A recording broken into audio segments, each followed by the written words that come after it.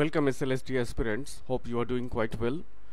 Today's topic is common mistakes while using gerund and participle. অর্থাৎ gerund participle use করার সময় কিছু common mistakes আমরা করে থাকি, সেই মিস্টেক্স নিয়েই আজকের হচ্ছে অ্যানালিসিস বা আজকের যে এমসিকিউ সিরিজ বা আজকের ভিডিও। তো চলো আমরা আজকের যে এমসিকিউ সিরিজ বা অ্যানালিসিস সেখানে চলে যাই। তার আগে আমি একটা জিনিস তোমাদের বলতে চাই যে আমাকে একটা স্টুডেন্ট কোশ্চেন করেছিল, ওই কোশ্চেনের আমি রেসপন্ড করব এবং আশা করব এই কোশ্চেন তার কাছে চলে যাবে।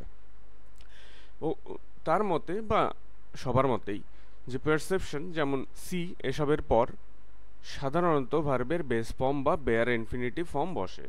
তো ও বলেছিল যে I saw him cross the road এটা হবে, but I saw him crossing the road এটা হবে না।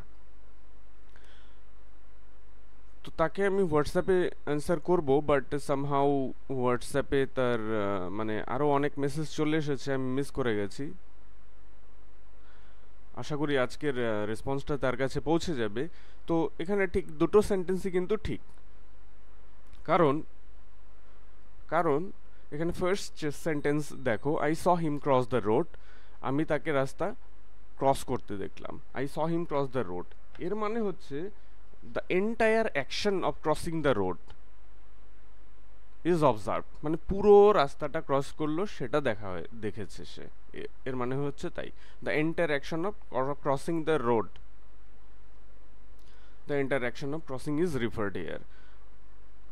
তো যদি entire action বা completion ডিনোট করে তখন কিন্তু আমরা অবশ্যই বেয়ার ইনফিনিটিভ ফর্ম বসাবো। কিন্তু দ্বিতীয় সেন্টেন্সটি খেয়াল করো, I saw him crossing the road, এটার মানে হচ্ছে যখন সে রাস্তা ক্রস করছিল সেই মুহূর্তটা আমি দেখেছি, রাস্তা ক্রস করা কমপ্লিট করাটা আমি দেখিনি। তো এইখানে the action of crossing is happening as observed, যখন দেখেছিলাম অ্যাকশন হচ্ছিল মানে কাজটা হচ্ছিল, ক্রসিং করাটা হচ্ছিল। তাই এখানে কিন্তু সয়ের পরে বেয়ার ইনফিনিটিভ না হয়ে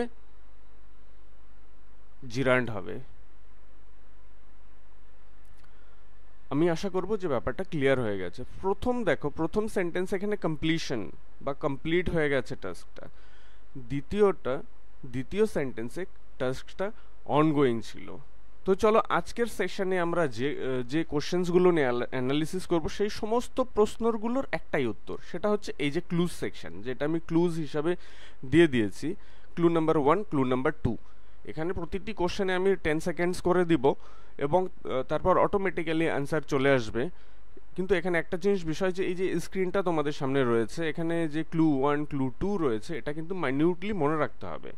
wish, swear, refuse, promise, want, dare, decide, desire, hope, expect, offer, এইরকম ভার্বস যেগুলো রয়েছে সেইগুলোর পর কিন্তু ইনফিনিটিভ ইউজড হয়, জিরান্ড ব্যবহৃত হয় না। This verbs take infinitive after them, not gerund. মনে রাখবে কিন্তু এই ভার্বগুলো। ঠিক তেমনি সিমিলারলি দেখো ক্লু নাম্বার 2তে কি রয়েছে, forget, fear, hate, attempt, begin, continue, try, start, omit, like, learn, love, neglect, etcetera. এই ভার্বগুলো কি হয়, এরা take both infinitive and gerund after them. এদের পর কিন্তু ইনফিনিটিভ এবং জিরান্ড দুটো ফর্মই ইউজড হয়।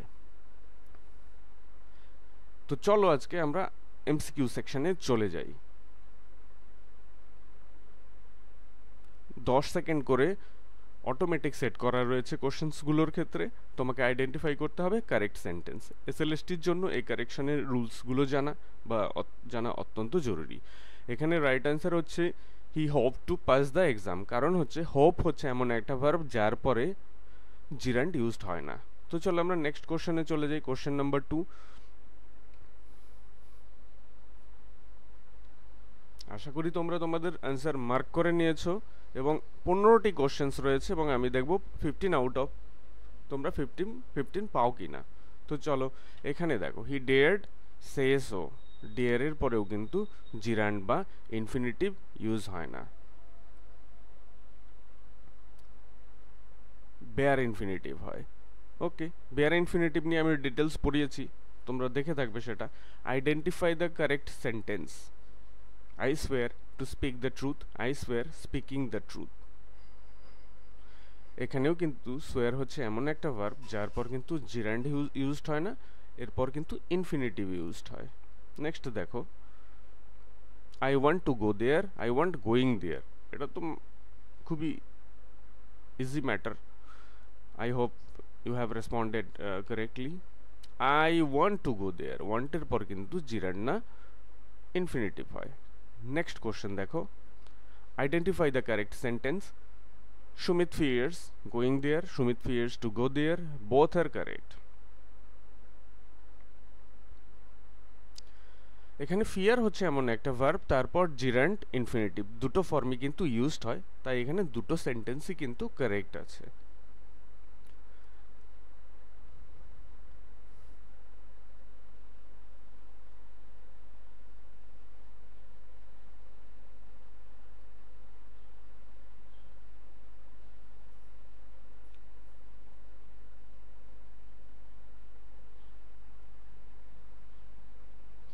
এবার চট করে বলে দাও, হেট এরপর জিরান্ড হয় না ইনফিনিটিভ হয় না কোনোটাই হয় না, বেয়ার ইনফিনিটিভ হয়।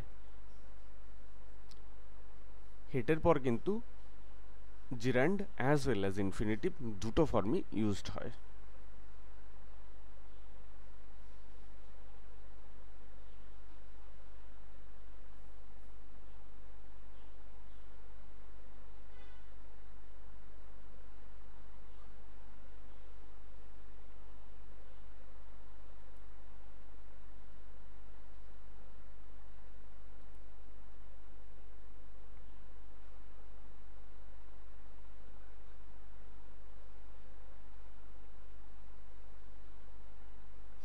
ডিজায়ার্স এর পর ইনফিনিটিভ হয়, জিরান্ড হয় না। তোমরা ফার্স্ট লিস্ট যারা মাইনিউটলি দেখে নিয়েছো তাদের কাছে কোনো কনফিউশন থাকার চান্সই নেই। তোমরা যদি পারো একটা নোটবুকে ওই লিস্ট অফ ওয়ার্ডস বা ভার্বসগুলো লিখে নিতে পারো।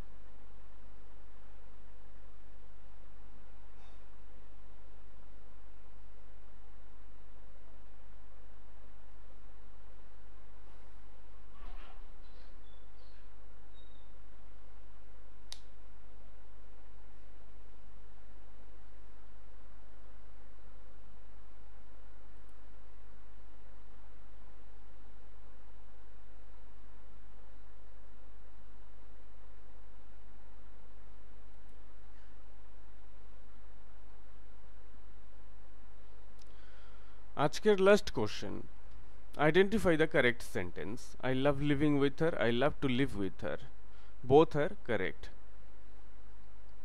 বোথ আর কারেক্ট কারণ হচ্ছে লাভের পর infinitive as well as gerund যে কোনো একটি ফর্মই কিন্তু ইউজড হয়।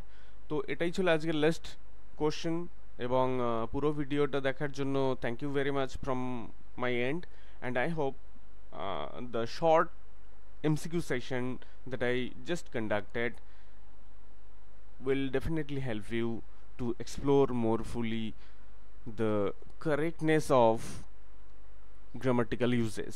গ্রামার ফর্মসগুলোকে আরও কারেক্টভাবে ইউজ করার জন্য বা সেগুলোকে এরর ডিটেকশন করার জন্য এগুলো অত্যন্ত হেল্প করবে। And I hope that those who are interested to participate in the mock test series, you can WhatsApp me in the number given below, and I will give you all the details, even the demo mock test. And if you like the mock test, I will definitely you can definitely join the mock test series. And if you don't like, no problem, you will get free materials as usual in YouTube platform, and I will try my level best to explore more and more chapters, lessons, topics for you to present for you.